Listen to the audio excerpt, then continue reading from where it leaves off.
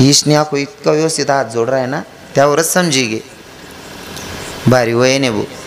नाही ते बाकीना गावेस मग आम्ही उतरनो भो तुझी बहिणा बवाहू ना भो समजिले वाटे पुरा कुंदा आहेत रे भो. ऐकाय सुधराव रे आप्पा. वो तुझी बहिणा बवाहू ना भो. संस्कार चांगले आहेत नाही का. ऐका, जर भारत देशामध्ये पोरींचं ओझं होत नसेल, हा गर्भपात कुठून आला? मग गर्भपात कुठून आला हा प्रश्न जर उभा राहिला तर पहिलं उत्तर सापडतं, आपल्याच लोकांनी हुंडा मागायला चव घातली म्हणून पोरी पोटातल्या पोटात मारल्या गेल्या. बरोबर आहे ना. हुंडा मागायला आहे करत नाही लोके. आणि मी आताही सांगेल माझ्या कीर्तनातून संदेश आहे, जर तुम्ही पोरी जन्माला आल्याच्या नंतर हुशारीनं आतापासून 10,000 रुपया जरी जमाडात ना तुम्ही पूर्ण लगीन करीन सुद्धा तिना संसार एकदम थाटतेन चालीन. इथला पैसा जमी जातच. जन्मालोनी पोरतो वयस पेन फक्त 10 रुपया.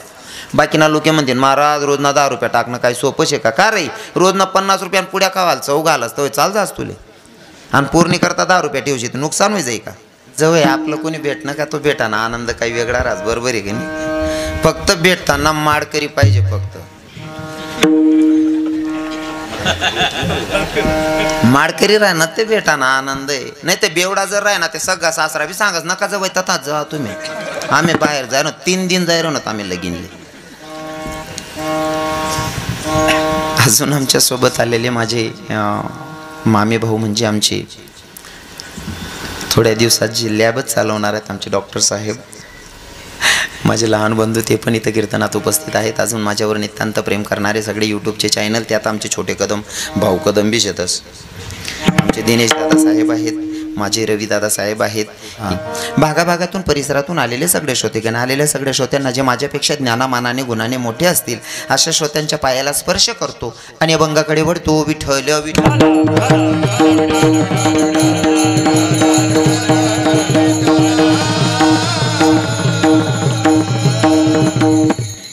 अभंग आहे तुकोबारायांचा. कोण तुकोबार आहे?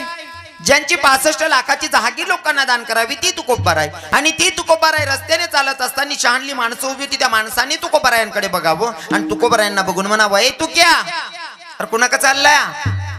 तुकोबाराय म्हणतात 65 लाखाच्या बोजाखाली दाबावलेले लोक. जोवर माझ्याकडे पैसा अडका होता तोवर तुकाराम शेठ म्हणणारी लोक आज तू क्या म्हणायला लागली. देवारे काय प्रसंग आणून ठेवला. पर दादा तुम्हाला सांगू का, माझ्यापेक्षा तुमचा अनुभव मोठा आहे. संसाराच्या गोष्टी मी काय सांगायच्या, माझ्यापेक्षा तुम्ही 50-50 वर्ष अगोदर संसार करून बसले. जोपर्यंत आपल्याकडे पैसा अडकाय ना तोपर्यंत दूरचा नातेवाईकही म्हणते तो माझा लय जवळचा. तुमच्याकडे पैसा नसल्यावर जवळचाही म्हणतो मी त्याला ओळखतही नाही. ही लोकांची मानसिकता आहे. जब तक पैसा है ना तब तक दुनिया आपके पीछे है. हा आमचे संत काय असं सहज थोडी लिहितात. हे सब पैसे को मान दुनिया में पैसा बना भगवान. सब पैसे को मान दुनिया में पैसा बना भगवान.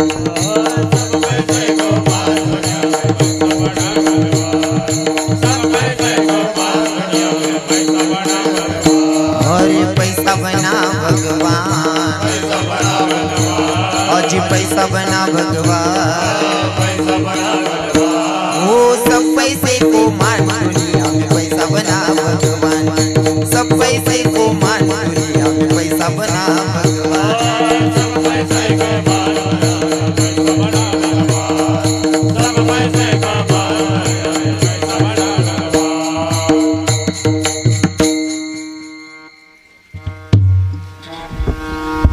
काय सांगतात माहितीये का, हे सब पैसे को मान दुनिया में पैसा बना भगवान. जिनके पास नहीं है पैसा उनको नहीं है मान. गरीब बिचारा पंडित होवे उनका करे धिकार. भूदेवा बरोबर आहे ना. हा आमच्या ब्राह्मण देवावर माझं लक्षच नाही महाराज. आमचे भूदेवा इथं कुठेही कार्यक्रम असला की हाजरी लावतातच. हो आणि खरंच बरं तुम्हासारखा लोकेश येतच मनीषने आमले स्वाभिमान तीन नाव लिहू वाटस. ब्राह्मण आहेत बाबा पण कुठेही कीर्तन असलं की हाजरी असते बाबांची. माझंच नाही हो, कोणाचंही कीर्तन असू द्या हाजरी असते बाबांची. आणि एवढे नम्र आहेत का त्यांचा अधिकार भूतलावर एवढा मोठा आहे तरी सुद्धा ते कधीच अपेक्षा करत नाही कोणाकडनं. प्रत्येकाला स्वतःहूनच नमस्कार करतात बाबाजी. आणि याच्यासाठी मनाची श्रीमंती असावी लागते बरं. हो, काय सांगत होतो मी? जिनके पास नहीं है पैसा उनको नहीं है मान, गरीब बिचारा पंडित होवे उनका करे धिकार. अरे सब पैसे को मान, दुनिया में पैसा बना भगवान. पैसा जर असला ना, दूरचाही म्हणतो तो माझा लय जवळ.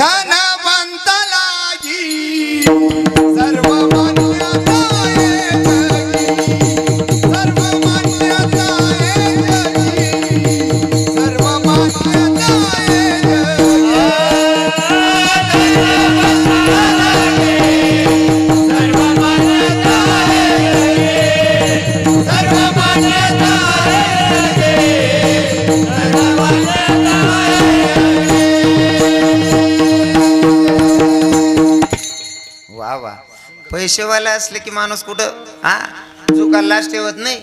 बरोबर आहे की नाही? पैसावाला जोडे तुकोबाराय म्हणतात अपेक्षा कोणाकडनं करायची. अरे महाकडे पैसा अडका असल्यावर तुकाराम शेठ म्हणणारी लोक आज तू क्या म्हणायला लागली. देवा रे काय प्रसंग आणून ठेवला. बरं तुकोबाराय स्वतःच्या मनाशी संवाद साधताय. मला जनाशी घेणं देणं नाही, लोकांची घेणं देणं नाही. देवा मला तुझी भेट घ्यायची, तुझं दर्शन घ्यायचा. तुकोबाराय म्हणतात अपेक्षा कोणाकडनं करायची. चालते झाले तुकोबाराय. रस्त्यात अजून बारकी पोरं उभी होती. त्या पोरांनी तुकोबारायांकडे बघितलं आणि बघितल्याच्या नंतर त्या लेकरांनी तुकोबारायांना, लहान लहान लेकरांनी सुद्धा तुकोबारायांना म्हणावं तू क्यार कुणाक चाललाय. तुकोबाराय म्हणतात शानली माणसं जाऊ दे देवा, पर बारकी पोरं सुद्धा तू क्या म्हणायला लागली. देवा अरे काय प्रसंग आणून ठेवला. पर तुकोबाराय म्हणतात मला जनाशी घेणं देणं नाही. देवा मला तुझी भेट घ्यायची, तुझं दर्शन घ्यायचा. चालते झाले. मागून पत्नीने आवाज दिला, धनी ओ धनी चाललात कुठं. एकदा असं सांग राहीन तुम्ही आवजा बंगली येल होता. तुकोबारायांची पत्नी सांगते म्हणतात धनी चालनात कुठे एक बेवडा उठीन जाय राहता. तो म्हणे घर चालनो म्हणे मी. हो वाहून धन तुला काय धनी म्हण सुकार मी उलगेल वावरले म्हण आव धनीचे आठ बसेल शाव. धनी चाललात कुठं. लेकरांना खायला काहीच नाही म्हणले. लेकरांना खायला काहीतरी आणा ना. तुकोबारायांनी शेतीचा मार्ग धरावा. ऊसाची पेंडी घेऊन येता. ऊसाची पेंडी घेऊन येताय. बारकी पोरं पुन्हा रस्त्यात दिसली. त्या लेकरांनी तुकोबारायांकडनं ऊस मागावेत आणि माझ्या तुकोबारायांनी लेकरांना ऊस दान करावेत. महाराज काय विचार संतांचे होते नाही का. किती उदाहरणकरणाचे होते माझे संत.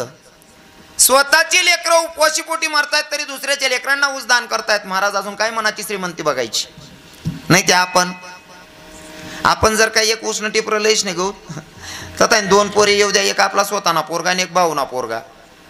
उसना दोन टिपरा करतस त्यामा सुद्धा तुझा भावरा असतो ना. बांडीन कडना भावना पोऱ्याला दिशात चांगला आहे ते आपला पोऱ्याला दिशात. इथला वायबार धंदा आहे आपला.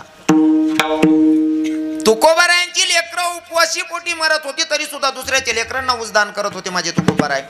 आता ओट्यावर येईपर्यंत फक्त हातामध्ये 2 ऊसाचे टिपरे पडलेले होते.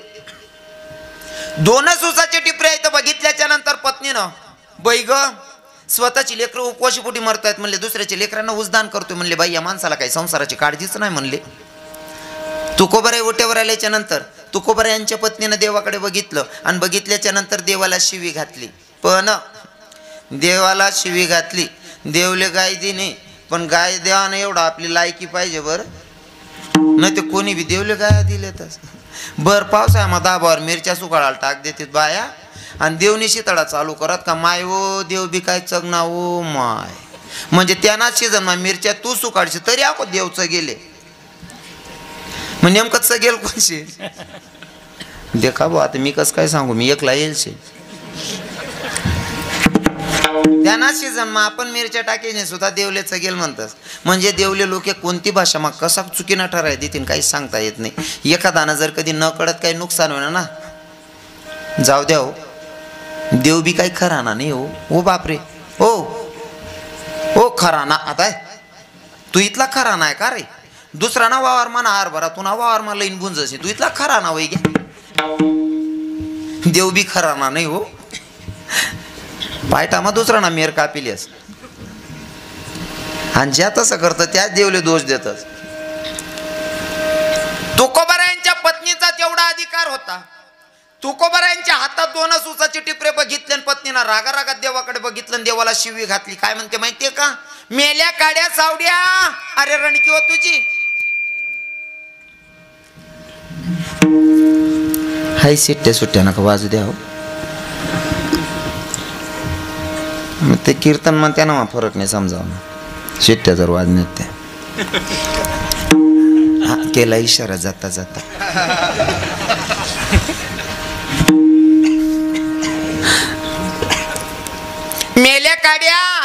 मेल्या काड्या सावड्या, अरे रणकी हो तुझी.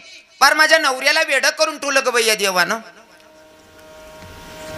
तुकोबारायांची पत्नी तुकोबारायांच्या समोर देवाला शिवी घालते. किती राग आला असं तुकोबारायांना. फॉर एक्झाम्पल, उदाहरण म्हणून विचारेल, तुमच्याकडे तुमचा आवडता व्यक्ती यावा, मित्र यावा, सखा यावा. तुम्ही पत्नीला सांगावं 2 कप चाठू. बायको सांगत अशी ना आपलं जमणार नाही. तुम्ही काय करसान? मागे बसलेले काका, तरुण भाऊ, मी तुम्हाला प्रश्न केलेला आहे. तुमचा मित्र आलेला आहे, तुम्ही पत्नीला सांगितलं 2 कप चाठू. बायको सांगत असेल मला जमणार नाही. काय करशात? काहीच बोली राहणार नाही. तुम्हाला लग्न झालेत ना, तुम्ही असा ब्रह्मचारी सारखा देखील राहणार. तुमले लगीन समजत नाही बा. मी का साधूच ना मठवरी गो कीर्तन कराले.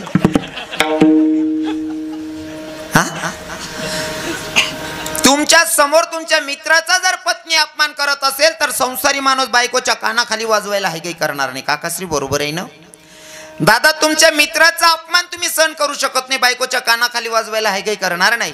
पण माझ्या तुकोबारायांनी पत्नींवर राग नाही केला.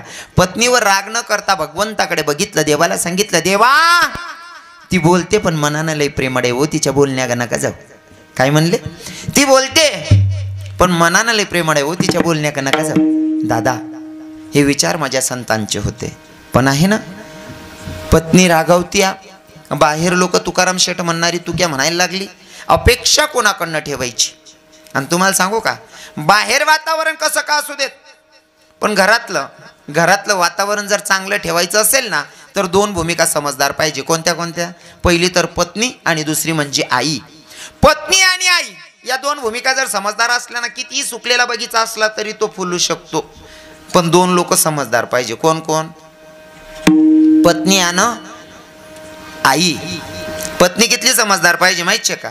नवरा जर पिरिशनी उन्हांदार मग चेहरा देखताच बाईल समजी जास मन नवरा कितला नाराज आहे किंवा कितला खुश आहे असं. बरोबर आहे ना?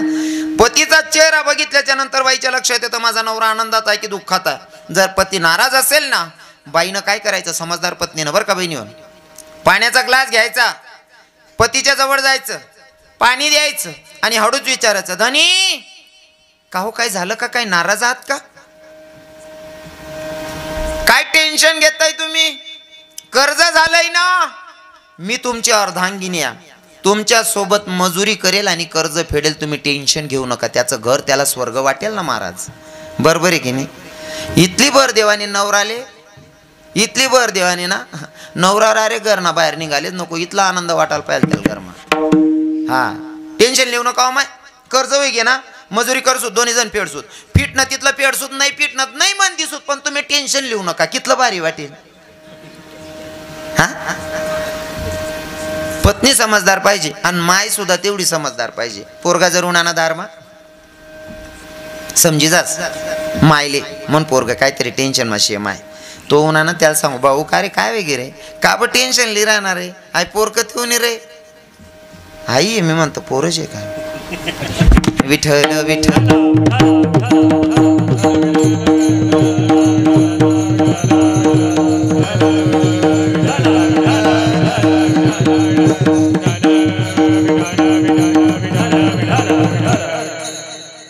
मला असं वाटत नाही दाखली हिरायन पोरच होई म्हणतो.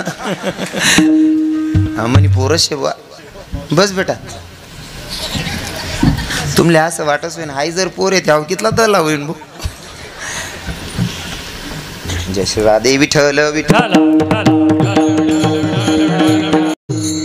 एवढा करावू उपकार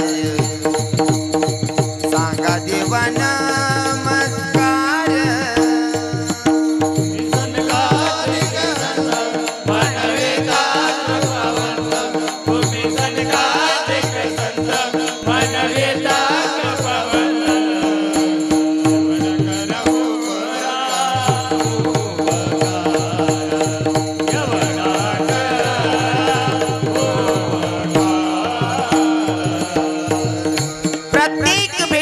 साधू संताला नतमस्तक होताय आणि एकच सांगताय साधू बाबा माझ्या अगोदर जर का जगाचा मालक तुम्हाला भेटला तर माझा जयहरी सांगा, माझा रामराम सांगा, माझा नमस्कार सांगा.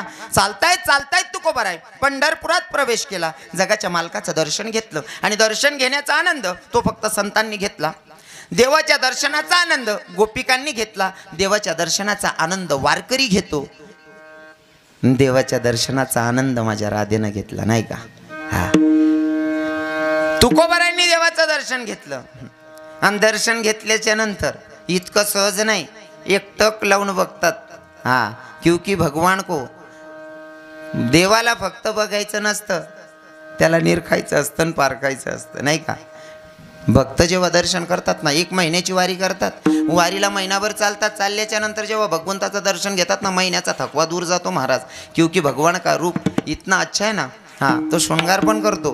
हां, बाकीना लोकेशले शृंगार चालत नाही, त्या ज्याशले चालत नाही त्या डाबरा माना राहतस, त्या डाबराला समुद्र समजतस. स्वतः जगाचा मालक शृंगार करायचा. आज पण बरसाण्यामध्ये जे वृंदावनमध्ये जाऊन आले असतील, बरसाण्यामध्ये माझा भगवंत स्वतः ओढणी घेऊन बसलेला आहे. वृंदावनमध्ये स्वतः भगवंत ओढणी घेऊन बसलेला आहे, म्हणजे राधेच्या रूपात येऊन बसतो तो. अजून सांगतो, बाके बिहारीचं जे महत्वाचं मंदिर आहे तिथं सुद्धा 8 दिवसामध्ये एक दाव कमीत कमी राधा ना कपडा घालीशी स्वतः कृष्ण भगवान उभा रास. याला शृंगार म्हणतस. विठ्ठल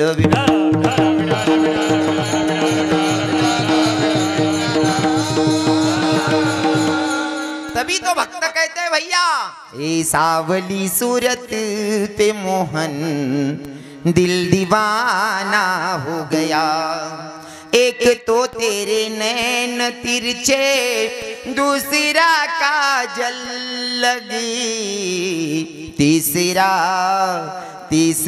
नजरे मिलाना, दिल दीवाना हो गया. एक तो तेरे हाथ कोमल, दूसरा मेहंदी लगी, तीसरा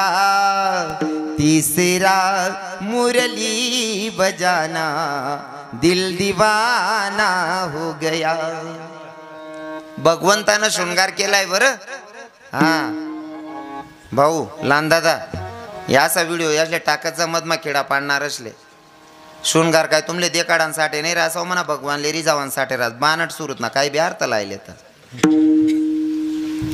दुसऱ्याला नाव ठेवायच्या आधी एकदा आपण आहे ना स्वतःला आईने आरशाच्या समोर उभं करायचं. आरसामा उभं राहू, स्वतःला बर नजरे दखी लेवून मग विचारू आपणच आपली तेवढी लेवलची का आपण दुसऱ्याने चूक काढू शकतस असं. कारण चुका काढणारा इथला उभा राहतस ना. ज्याशन्या बायका ऐकतीने त्या बी आमलेशी काढतस. विठ्ठल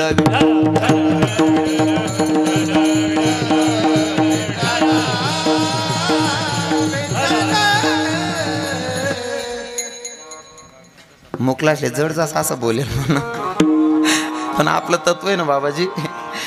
आपण ज्ञानोबा तुकोबाची लेकर आहे. डर काय ठेवायचा, बरोबर आहे की नाही ना. डर ठेवायचाच नाही महाराज. डर गयास हो मर गया. हाँ, ज्याने करी हिम्मत त्यानेच वस किंमत. ब्याय कीर्तन करू एकटी शेमा बी वाट डोकू कवय फोन यास. आता उभाटी ना आकलश 41 दिनी बी नंबर लागी राहिना नाही तवय ध्यान मावून म्हणा असं शेख. हा विठ्ठल विठ्ठल.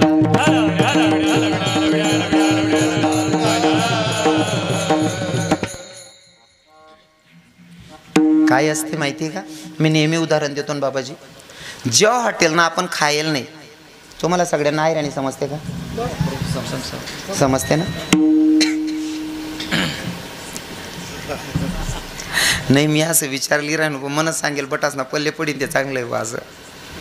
कारण गण भारी भारी रांधी टाक, बासुंदी बी लय उन्हात, गुलाबजाम बी लय उन्हात, अख्खो मठ्ठा बी लय उन्हात, अख्खा गोड पदार्थ आणून ठी देणार आणि खाणारले डायबिटीसचे. काय फायदा आहे वाढेल ना, बरोबर आहे की नाही. जास्त ना करता बनाल त्यासले समजायला बी पाहिजे. काय सांगतोय मी सांगू का, जी हॉटेलनं खादं नाही ती हॉटेलने नाव ठेवू नये. बरोबर आहे ना. जी हॉटेलनं आपण खादं नाही ती हॉटेलने नाव ठेवू नये. एखादा जर कोण सांगत ती हॉटेलमा बरोबर जेवण भेटत नाही, 1000-500 खर्च करू खाई दको ती हॉटेलनं, मग दुसऱ्याला सांगू खरंच बरोबर भेटत नाही. बाकी ना बानट सुरूत ना, हो ती हॉटेलमा बरोबर भेटत नाही, तू गय का खावाले नाही रे आप्पा सांगे आज दिवस कान मुसड आम्हाला 1000-500 खर्च काय करत ना नालायक. दुसऱ्यानं चायल खायच नाही आडीप किळा पाडराना. एखाद्या व्यक्तीबद्दल जर कोणी बदनामी करत असेल तर त्या व्यक्तीपर्यंत पोहोचा, त्याला भेटा, त्याची गाठ भेट घ्या. जोपर्यंत तो व्यक्ती भेटत नाही, तो खरा कळत नाही, तोपर्यंत त्याची बदनामी दुसऱ्यानं चायल खायच नाही करू नये. बरोबर आहे ना. जोपर्यंत त्या व्यक्तीपर्यंत आपण पोहोचत नाही तोपर्यंत त्या व्यक्तीला बदनाम करण्याचा अधिकार आपला नाही आहे. नाही ते न कळत पाप करायला नव्हतं आपण. कारण निंदापेक्षा मोठं पाप कोणतंच नाही. निंदा करणं याच्यापेक्षा मोठं पाप कोणतंच नाही आहे. आता मला अभंग सोडवायचा आहे, बाकी ना ते असं म्हण राहणार आज महाराज कथा कथा का बरं फिराय ना भाऊ, हा साडी का बरं आहे ना नाही भाऊ. पण मी इथलांसाठी चिंतन मांडायला प्रयत्न करायनो की अरे टोपीवाला बाबा बसेल शेतस यासले पटाल पाहिजे म्हणशील थोडं फिरायनी चिंतन मांडायला प्रयत्न करायनो. मला जर हा साडान सांगा ना मी तर बरं वाईट हाकले निघ जास. माल काय करणे गाय उसळ घसळ करीन वावर वाढणार असं आपले.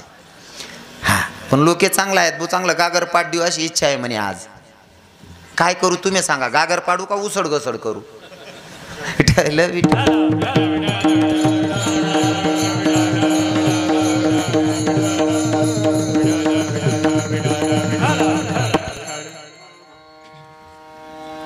भगवंताचं रूप बघितलं. आता देवाचं दर्शन घेतलं. दर्शन घेतल्याच्या नंतर 4 पाऊल पुढे सरले, फिरून मागं पाहत होते. 4 पाऊल पुढे सरकले, फिरून मागं पाहत होते. न रावता देवानं केलेला क्वेश्चन आहे, तुकोबा राय तुम्ही 4 पाऊल पुढे सरकताय, फिरून मागं पाहताय, नेमकं चाललंय काय. तेव्हा तुकोबाराय सांगतात देवा काय चाललंय सांगू का. अरे एखादी मुलगी माहेर होऊन सासरी जाते ना, त्या सासरी जाणाऱ्या पोरीला जसं माहेर सोडू वाटत नाही ना, अगदी त्या पोरीसारखी माझी गत आहे. तर कोणासारखी सांगितली, कन्या सासुऱ्याशी जाये मागे. भूतलावर एवढी नाती आहेत, पर तुकोबाराय कन्याच का सांगतात. आणि ज्यावर ती कन्या सांगतायत म्हणजे कन्या काहीतरी विशेष रत्न असलं पाहिजे तरच उदाहरण म्हणून कन्या सांगतायत नाही का. नाही तर एवढी नाती होती तुकोबारायांना सांगायला अगोदर कन्याच का निवडली. मग कन्या काय विशेष रत्न आहे ऐका. काही किरकोळ कारणावरनं नवऱ्या बायकोची भांडण होऊ द्या.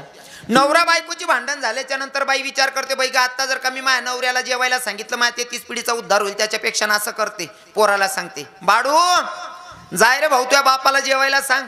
मुलगा जातो, पप्पा पप्पा जेवण करा ना. पप्पा म्हणतो मला नाही काय जेवायचं. मुलगा लगेच माघारी फिरतो. पोरगा मन सांगत खाशीत काय भाऊ मन बापनं काय जाय राय ना. बरोबर आहे ना, बरोबर आहे ना. आता तेच काम पोरीला सांगा, बेटा तुझ्या बापानं सकाळपासून जेवण नाही काय केलं, जाण त्या बापाला जेवायला सांग ना. मुलगी एवढं गोड बोलते ना, इतकं गोड बोलते ना. माझ्या माऊली ज्ञानोबाराय सांगतात, साच आणि मवाड मी तुले परी रसाड शब्द जैसे कल्लोड अमृताचे, इतकं गोड बोलते. बापाच्या जवळ जाते, बापाला सांगते बाबा जेवण करा ना. पप्पा जेवण करा ना. नाही बेटा मी नाही करत जेवण. का हो काय झालं का, तुमची तब्येत बरी नाही का पप्पा. नाही रे बेटा. बेटा तू कर ना जेवण. मुलगी म्हणते पप्पा जोपर्यंत तुम्ही जेवत नाही तोवर मीही जेवणार नाही. एवढ्या हक्कानं फक्त मुलगी सांगते, मुलगा नाही सांगत. म्हणून तर उदाहरण म्हणून तुकोबाराय कन्या सांगतात. बरोबर आहे की नाही. मुलगी जेवढं प्रेम करते तेवढं मुलगा करत नाही. मी सुद्धा कोणाचा तरी पोरगा आहे पण इथं सत्यता मांडावी लागेल बाबाजी. बरोबर ना. अजून सांगू का, तुमची पोरगी 200 किलोमीटर अंतरावर दिलेली आहे. लग्न झालेलं आहे पोरीचं, 200 किलोमीटर अंतरावर आहे पोरगी. आणि तिथून सकाळी सकाळी भावाला फोन करते, भावाला सांगते दादा पप्पांची तब्येत कशी आहे रे. तो भाऊ म्हणतो बाई मला तर काही माहीत नाही, मला तर काही माहीत नाही. लग्न झालं असेल तर त्याच्या बायकोला विचारतो, लग्न झालं नसेल तर माईला विचारतो का गाई माझ्या वडिलांची तब्येत कशी आहे. माय सांगते दादा तुझ्या बापानं 4 दिवसापासून जेवण नाही काय केलं, तर कालच्या दिवशी दवाखान्यात घेऊन गेली. आता सकाळी सकाळी तुझा बाप आराम करतोय, गोड्या औषधी दिल्या, नाश्ता केला आणि तो बाप झोपला. तो बहिणीला फोन करतो, बहिणीला सांगतो ताई बापाच्या खाटेजवळून दिवसाला 4 चक्कर मारतो तरी मला माहित नाही बाप आजारी आहे. तू 200 किलोमीटर अंतरावरनं सांगते बापाची तब्येत खराब आहे, हे ज्ञान कुठून प्राप्त केलंस. तेव्हा ती दिदी सांगते दादा याच्यासाठी मोठा गुरु करायची गरज नाही रे, याला अंतकरण असावं लागतं. म्हणले कसं ग ताई. दादा जेव्हा मी सकाळी सकाळी चहा प्यायला बसली आणि चहा पित असताना मला अचानक ठचका आला, त्या क्षणी ओळखलं माझा बाप आजारी की माझी माय आजारी आहे. हे ओळखण्याची ताकद फक्त मुलगीकडे असते दादा. म्हणून तर संत प्रमाण घेताना कन्येला महत्त्व देत आहेत. बरोबर आहे ना. म्हणून तर कन्येला महत्त्व देत आहेत. मग जर का अजून सांगू का, रामायणातलं गोड चिंतन आहे गुरुजी. रामायणामध्ये जेव्हा स्वामी रामतीर्थ स्वामी रामतीर्थ पायी प्रवास करत होते, पिंड पर्वताच्या उंच शिखरावर जात होते. उंच शिखर होतं, चढत असताना जरा टेकडीचा भाग होता, चढावचा भाग होता. एक साधारण व्यक्ती त्याच्या पोरगीला घेऊन चालत होता आणि मागे स्वामी होते. स्वामींनी बघितलं, स्वामी रामतीर्थांनी, आणि वाटलं किंवा याच्याकडनं पोरगी धरली जाणार नाही, टेकडीचा भाग आहे, चढावचा भाग आहे. साधूंचा स्वभाव असतो दया करणं. साधूंचा स्वभाव कसा असतो? दया करणं साधूचा स्वभाव. म्हणून आवाज दिला, ए भैया, ए भाईजी, जरा रुक जा. ए जो लड़की तेरे कंधे पर बैठी है मेरे कंधे पर दे दे, जब तक कि तेरी थकान दूर हो जाएगी लड़की तेरे कंधे पर दे दूंगा. त्या साधारणशा व्यक्तीने सांगितलं, महात्माजी ये मेरी बेटी है मेरे कंधे पर ही, ठीक आहे. अजून चालायला लागला, अजून जास्त चढाव दिसला. स्वामींनी पुन्हा आवाज दिला, ए भैया, ए भाईजी, जरा रुक जा. ए जो बेटी आपके कंधे पर बैठी मेरे कंधे पर दे दो, जब तक कि ना आपकी थकान दूर हो जाएगी लड़की तुम्हारे कंधे पर दे दूंगा. त्या साधारणशा व्यक्तीने सांगितलं, महात्मा जी, हिंदुस्तान में किसी बाप को अपनी बेटी का बोझा नहीं हुआ. आप क्या जानोगे बेटी क्या होती, आप तो सन्यासिया. भारत देशामध्ये पोरींचं ओझ होतच नाही. मान्य तुम्हाला बाबा? भारत देशात पोरींचं ओझ होत नाही. मग पोरींचं ओझ होत नाही तरी गर्भपात कताय नव्हता. मग गर्भपात करणारा कोण होता? महाराज. दुसऱ्यानं काय थोडीफार नुकसान करी ना तरी अख्खं गाव गाया देस. दुसऱ्याने थोडीफार नुकसान करी ना अख्खं गाव गाया देस. काय मायबापासनी पोटमास होताना पोरी माट टाक्या शेतीस. कितलं पाप आहे काय भाऊ? क्या बात आहे. आता हा लेकरोल बी देवनीच बुद्धी दिनी होईन का नाही? कितला आहे तो? 3-4 वर्ष न होईन तो. 3-4 वर्ष न पोरगे त्याला वाटणं बुवा पाय पडली वो हात जोडीन उभं राहिगे. कितलं भारी वयनशे आते पाहिन. 3-4 वर्ष न लेकरू पाय पड राह ना, बाकी ना अर्धा लावाय जातं तरी झुकतात नाही. संस्कार राहतच त्या पण बरं. कोणी सांग नाही काय नाही, त्यानं होऊन बिचारा कितलं वयन बारीश आहे.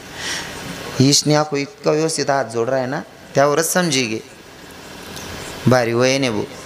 नाही ते बाकी ना गावेस मग आम्ही उतरनो भो तुनी बहिणा बवाहू ना भो समजिले वाटे पुरा कुंदा आहेत रे भो. ऐकाय सुधराव रे आप्पा. तुनी बहिणा बवाहू ना भो. संस्कार चांगले आहेत नाही का?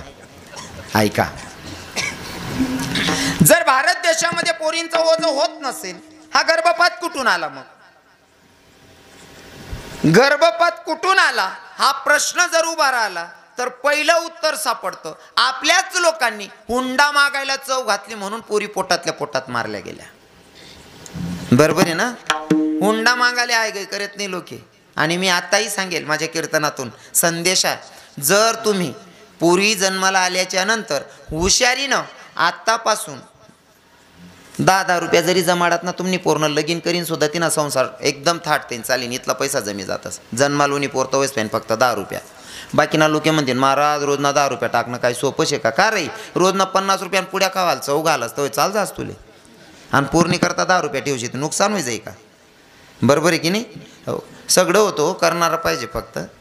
हां, मी प्रत्येक कीर्तनातून सांगतो, हा भंग घेतल्याच्या नंतर पुरीला हुंडा लावायलाच पाहिजे, ज्याच्या त्याच्या ऐपतीनुसार. पण हुंडा देणाऱ्यानं देत जावं, वाटत असेल तर घेणाऱ्याला वाटू द्यावी.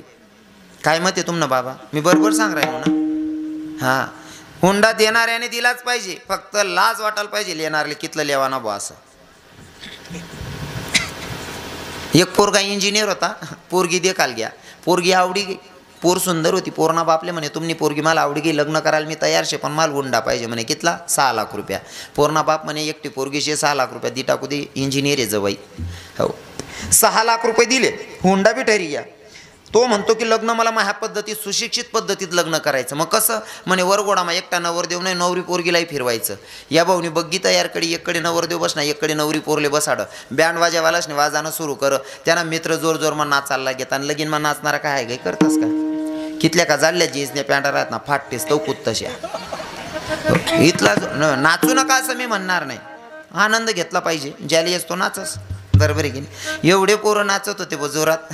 इथला जोर जोर मग पोरी नाची राहतात. नवरदेव फॉर्म माऊ ना, नवरी पोरले म्हणे पाय ना पठ्ठ्यानं कशी कमावली या म्हणे. हा ना माय म्हणे देखते करी. इथला पोरे नाची राहणार म्हणे. हो ना बाई म्हणे देखत करी पाय तर करी. पोर हुशार होती. पोरी म्हणे धनी तुम्हाला तुमच्या मायच्या गड्याची शपथ खरं खरं सांगा एवढे पोरं कसं काय नाचतायत. तो म्हणे तू शपथ घातल्यात सांगावंच लागेल. म्हणले सांगावंच लागेल. सांगा. तो म्हणे काय नाही सोपं आहे ते. म्हणे कसं काय नाही म्हणे. कोणले 20 कोणले 50 पाजी का कुत्तच म्हणे त्या नेतात येलच ना माईक म्हणे. म्हणता आमना शिरसोंडी ना पोरी नाहीत बुईतला वायबार. तुमनाकडे नाही ती पद्धत. जानगर ना खोका त्यानगर ना वका नाही ना. एवढे जोरात नाचत होते पोरं. हा आणि हे पेनारस ना परसाद आहे ना बँडवाला बी कटाया करायला लागल्यात. रविदादा साहेब पेनारस नाही परसाद आहे. म्हणा मित्र डीजेवाला आहे. नवरदेव ना तो म्हणा मित्र डीजेवाला आहे. मी वृंदावन तैन गेलो होतो म्हणे. महाराज बराच दिवस नंतर दिकना चहा दिल्या म्हणे. म्हणता चाल भाऊ बस ना मित्राकडे. एक नवरदेव डीजे ठरावलो ना म्हणे दादा आपल्या आमक्या आमकी तारीखले डीजे लागणार शे. म्हणा मित्र म्हणे भाऊ पैसा कितला दिशी त्यानापेक्षा पहिले हाई ठरायले रात्री कितला वाजा लगून वाजणं पडीन माले. म्हणता काय रे भाऊ सोनू असं का बरं विचारा ना म्हणे. महाराज काही काही गावेस ना पोरे इथला वायबार राहता ना 12 वाजो ती 1 वाजो की 2 वाजो वाजालेच लावतस म्हणे. म्हणता असं आहे का. पण नवरदेव बी इथला भारी होता ना. तो म्हणे महाराज या बाकीना गावना पोरे होतीन म्हणे तसा 2-2 वाजा लागून वाजायला लावतस. आपला मित्र सोर इथला विश्वास आहे ना म्हणे. त्यासले एकदाऊन जर चढी गई ना त्या जनरेटरना आवाजवर सुद्धा कुत्तच तुम्ही बँड बंद का कर लेतात नाही म्हणे. कितला वायबार धंदा आहे. नुसता जनरेटरना आवाजवर सुद्धा कुत्तच म्हणे त्या. काय गावेस मग बायान चौघाला धंदा धरले शे. तेवढं बरं बा तुमना गावमा सप्ताह वैराना म्हणजे माळकरीच होतीन पोरे. हा बटा माळकरीच आहेत ना. काही ठिकाणी इथला सुशिक्षित वय जायलेत लोके बाबा. बाप बिन पोऱ्या बी एक खुर्चीवर बटीन पेतस. हय रे वाय बार हाको वरतही सांगतं थोडं एन्जॉय करत होतो. फाशी लेन मर जाय रे. बापनी पोऱ्या संगे दारू पेत. असा बिगर वयांना धंदा चिकाडाय ना तू त्याले. या दारूने एवढा सत्यानाश केला. पण पोर म्हणे धनी खरं खरं सांगा एवढे पोरं कसं काय नाचतात म्हणे. काय नाही कोणले 20 कोणले 50 कोणले 100 पाहिजे का कुत्तच म्हणे नेता तेलच ना माहीत. पोर हुशार होती म्हणे धनी म्हणे काय 20 रुपया मन 50 रुपया मग जर इथला कुदाड राहणार म्हणे उन्हाळा मा म्हणे. मग मन बापने ते 6 लाख रुपये दिलेत. मी कितली गोमालसो म्हणे. मग हा देणार नाही देवाला पाहिजे. आणि ज्याने हुंडाले येले ना ते आज सुद्धा दरवाजा लाईन कांदा टमाटा कापी देतं खिचडी टाकाले.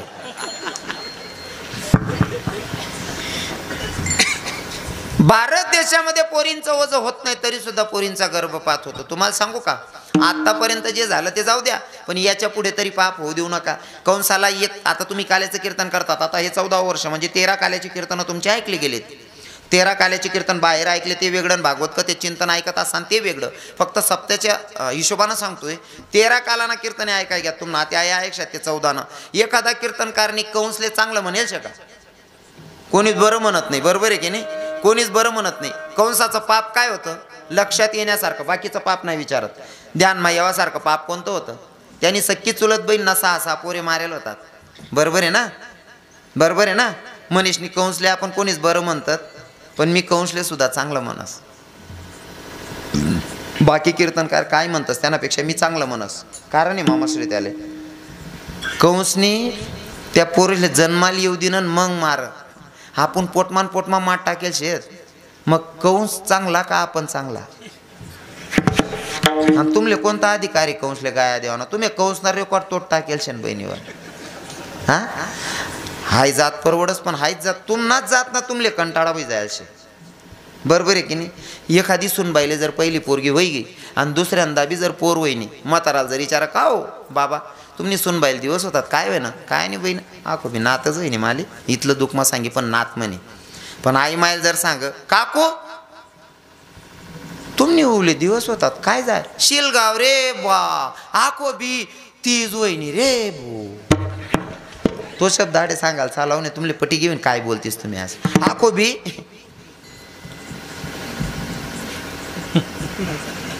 तुमले समजी घे ना काय म्हणतेस तुम्ही असं. इतका गंदा शब्द बोलतीस माया. मग पुरुषना कंटाळा पोरेशले नाही व्हायले, माणचेसले नाही व्हायले, बाईसलेच बाईना कंटाळा होई जायचे. हां, तर हे सांगत असताना मी सांगेल, जर तुम्ही गर्भपात करताय ना, एकदा स्वतःशी संवाद साधा.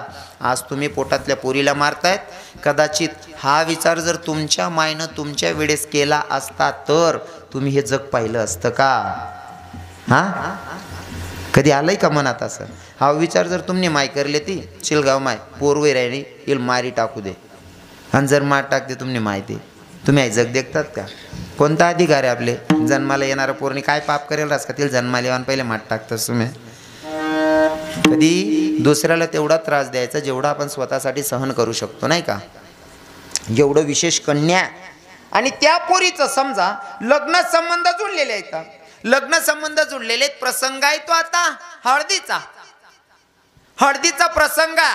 पोरगीचे लग्न संबंध जुळलेले प्रसंग हळदीचा. डोलवर ताप पडते त्या क्षणी मुलगी, मुलगीची आई, मुलगीचे वडील या तीन लोकांची अवस्था पाहण्यासारखी असते. बोलता पण अर्थाकडे लक्षणे पाहतात समोरचं काय ते दिसत नाही, अशी परिस्थिती, असा प्रसंग आहे. आणि तशा प्रसंगाला नवरीच्या बापाला मंडपात कोणीतरी सांगावं का, हो दादा आपल्याला मंडपामध्ये एखादी वस्तू कमी पडायली तेवढी वस्तू घेऊन या. नवरीचा बाप घरात जातो, घरात कोणती वस्तू कुठे माणसाला माहीत नाही म्हणून पत्नीला शोधतोय.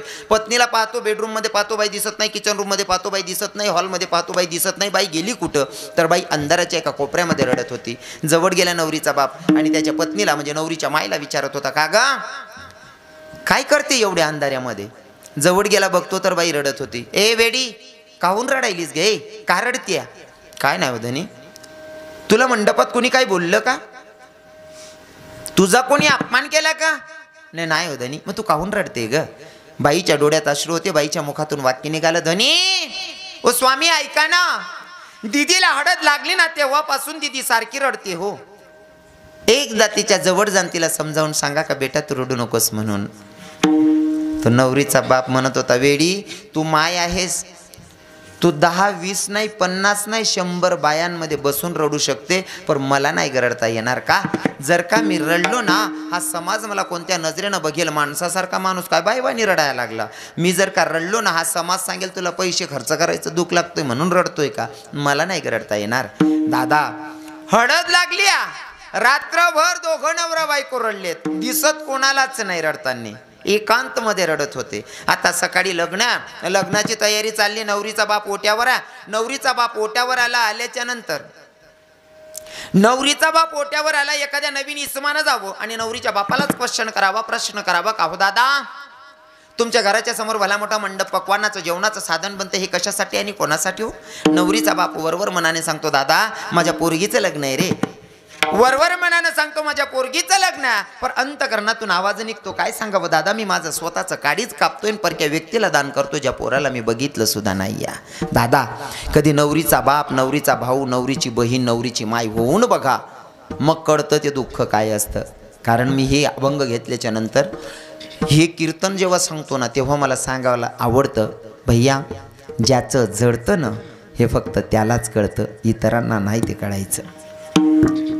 लग्न संबंध आटोपले, प्रसंग आहे तो बिदाईचा, शेवटचा प्रसंग आहे बिदाईचा. बिदाईचा प्रसंग आता पोरगीला सासरी निघायचं, सासरी जायचं. नवरदेवाकडनं की जाग गेलेल्या बाया, काही महिला मातांना लईच वजन टाकायची सवय असते. मी पाया पडून माफी मागेल माया, हो तुम्ही नवरदेवाकडनं जाताय ना, आज नवरदेवाकडनं जातायत ना तुम्ही कलोऱ्या बनून,